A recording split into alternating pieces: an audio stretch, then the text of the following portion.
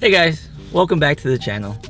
So first of all, I want to preface this video by saying I've been driving this car for about the last 10 days, actually going on 12 days, and I've driven it actually about 1,500 to 2,000 miles, and also I'm no automotive journalist by any means, but I've driven and owned plenty of cars, and I know what I do and do not like.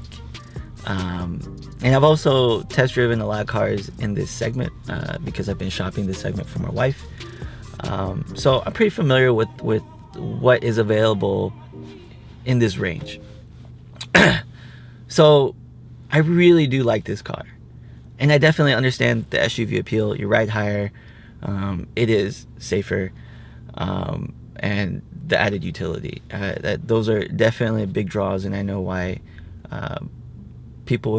particularly people with families, like SUVs. So this spec, this is an Xdrive, this is an X3. It's a 2020 X3 Xdrive 30i, mouthful. It's not heavily spec'd by any means, and probably a pretty common setup that you'll find on a lot of dealer lots because it's the sub 50 range, or 50 and below range. It's got 19-inch wheels, the convenience package, the upgraded blue metallic paint, heated steering wheel. It's nicely equipped, and that will run about 50 and a half out the door, right? But you could probably negotiate and get this easily for mid 40s. As with any BMW, you can have it your way, right? You could spec it out, but you have to pay for it. Luckily, base out the door, it comes with quite a few standard options. I had a couple that I thought was pretty great for base, and actually in this segment it is pretty standard on a lot of cars. But you get leather seats, standard, and everything here, the interior, everything is soft. You know, you always hear people talk about soft touch everything. Everything is soft touch. It's a great, well put interior. I didn't hear any cabin noise. You get brake assist, blind spot monitoring, power tailgate, and probably one of the industry's best infotainment systems, and the BMW iDrive. Apple CarPlay is now standard, and they're going to add Android Auto. I don't know when, but they're going to add it. And also the Apple CarPlay is wireless, and that's something that's unique about the BMWs in the industry. Yeah, so pretty well spec'd, lots of standard features. This one does not have the adaptive suspension. I will say one thing, I think this car handles very well. For an SUV, this drives like a car. It handles really well. It's not quite Macan level, but it is like 80% of the way. For non-adaptive suspension, this is very good as far as a driver's vehicle. The G platform, this is the new G platform, versus the previous generation X3, X5, and X6, which I've driven, X4. This blows it out of the way. You get much more feedback out of the steering. It just feels way more tight and nimble. It just feels better put together than any of the F-Series SUVs that I've driven. It's flat. It handles great, and the power for a turbo 4-cylinder, I was like, yeah, you know, for this big car, it feels perfectly adequate. In fact, for my wife, this is more than enough power that she needs. It's decently quick for its size. It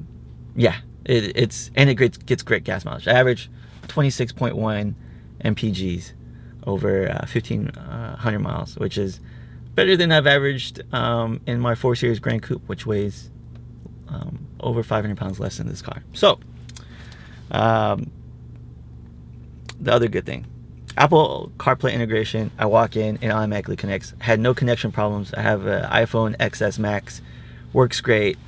It takes a little bit getting used to getting in and out of Apple CarPlay, but once you get used to it, it's fairly intuitive. It's pretty well integrated. What sucks is you can't go full screen on Apple CarPlay yet.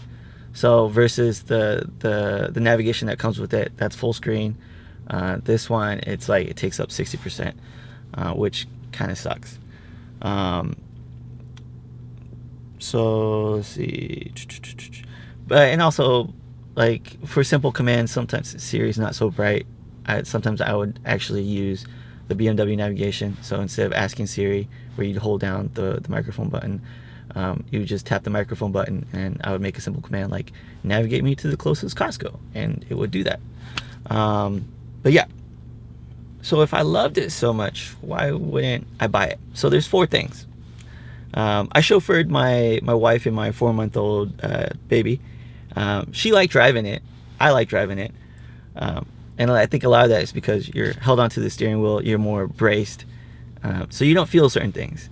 The suspension is good for a driver's car, but she thought it was really bumpy and she hated it. It was like jolty bumpy, and the baby apparently didn't like it either.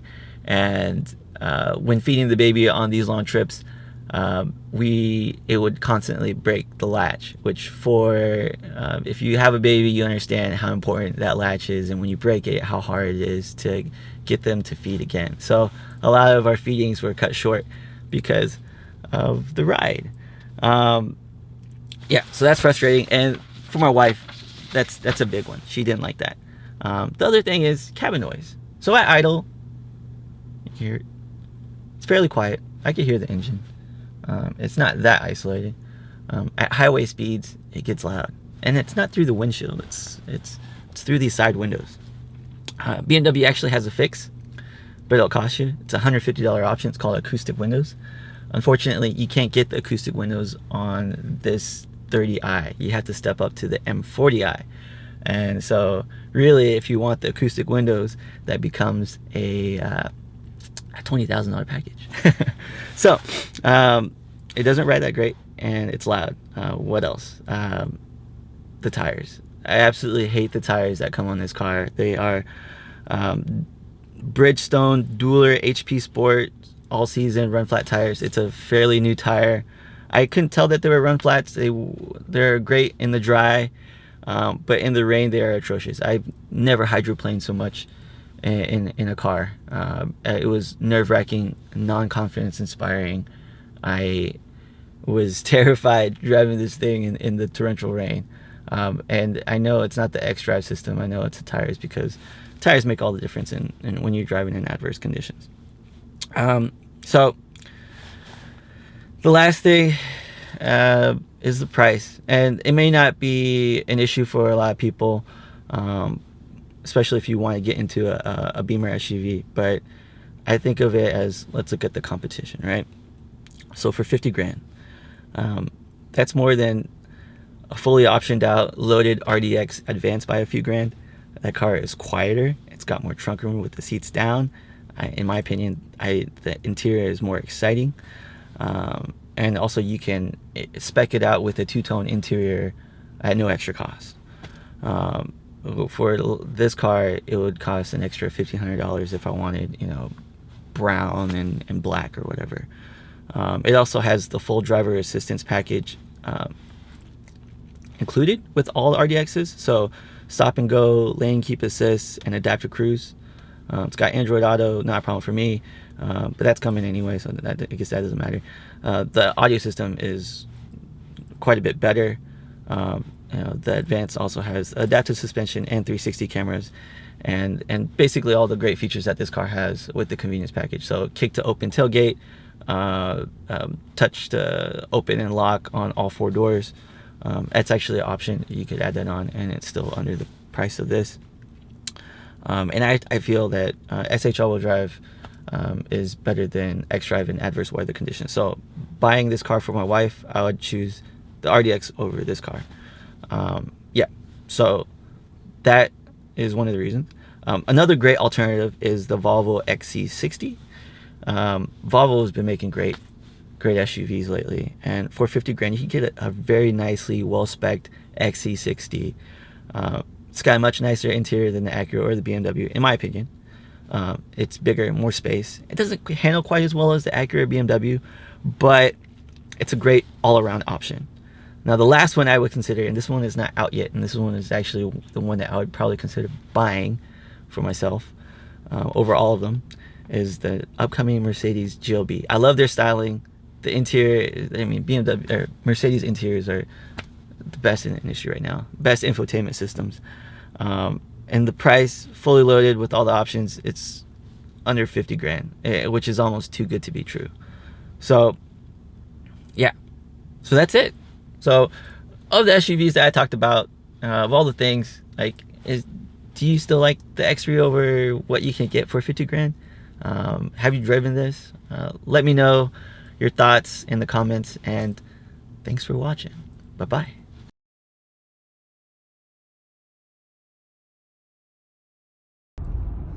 And this is probably common with a lot of other cars. I'm actually not too sure. But the blind spot monitoring is somewhat unreliable. So if you think that that's going to save you from potentially hitting somebody by going to their lane, always check. I got a warning on the navigation screen that said safety systems, basically that don't trust your safety systems, and performance is limited. And I was just seeing it driving past cars and like, oh, the light didn't turn on. It was quite a bit concerning. So just something to be aware of. The safety systems in there are made to help you, not be a replacement for turning over your shoulder and looking in your blind spots. Yeah, and also this all of them apparently come with the braking mitigation system, which I never got to experience. So from what I can tell, it's not very obtrusive. It hasn't activated. So yeah, that's it. I just wanted to throw that in there just because I thought it was important. But yeah, good luck shopping.